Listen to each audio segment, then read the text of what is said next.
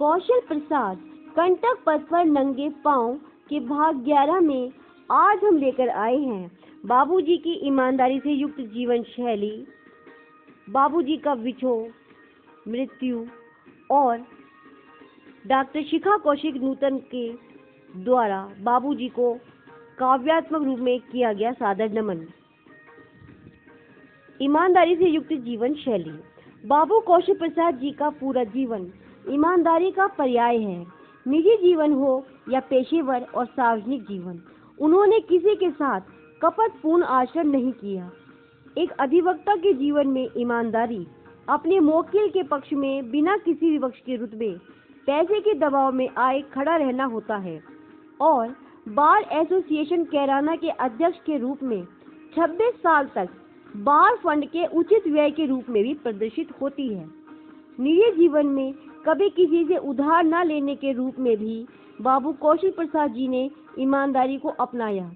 इस संदर्भ में एक उदाहरण ही पर्याप्त है। पुत्र शरद कौशिक बाजार से वेद प्रकाश जैन की दुकान से घी खरीद कर लाया करता था। एक बार बाबूजी को ज्ञात हुआ कि शरद घी के पैसे चुकाकर नहीं आया है। उन्होंने तुरंत शरद को पैसे चुकाकर आने के लिए कहा। वास्तव में ईमानदारी बोलकर बताने की बात नहीं होती, यह आपके आचरण से प्रकट होती है। अब हम आते हैं कौशल प्रसाद कंटक पथ पर नंगे पांव के दुखद पहलू बाबूजी की मृत्यु के वृतांत पर। दिनांक 1 मार्च 2015 का सूर्योदय व सूर्यास्त बाबू कौशल प्रसाद अधिवक्ता जी के जीवन का अंतिम सूर्योदय व सूर्यास्त था। सूर्य जब अस्त हुआ तब वह बाबू कौशल प्रसाद जी के जीवन का अंतिम सूर्यास्त साबित हुआ।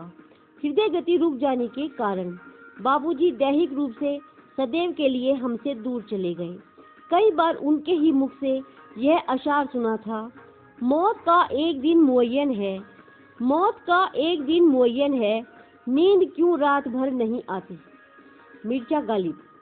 निश्चित रूप से विधाता ने यही शाम उनके देहावसान के लिए निर्धारित की होगी। ज्येष्ठ पुत्री शालिनी कौशिक द्वारा 2 मार्च 2015 को मुखाग्नि प्रदान की गई। ओम शांति, ओम शांति, ओम शांति। अब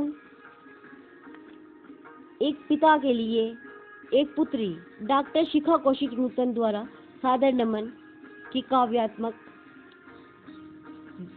अभिव्यक्ति आप देख सकते हैं, सुन सकते हैं।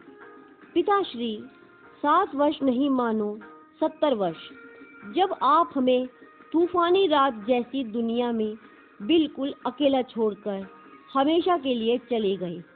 आपके बिना असंभव है जीवन धारण करना, पर आपके अंश हैं, इसलिए नित्य टकराते हैं विषम परिस्थितियों से, खड़े रहते हैं अन्याय के खिलाफ और हो रहे हैं निरंतर आलोचना का शिकार।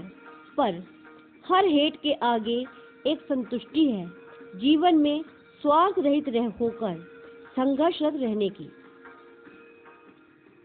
आपको हमारी ये भावनात्मक परिस्थिति कैसी लग रही है?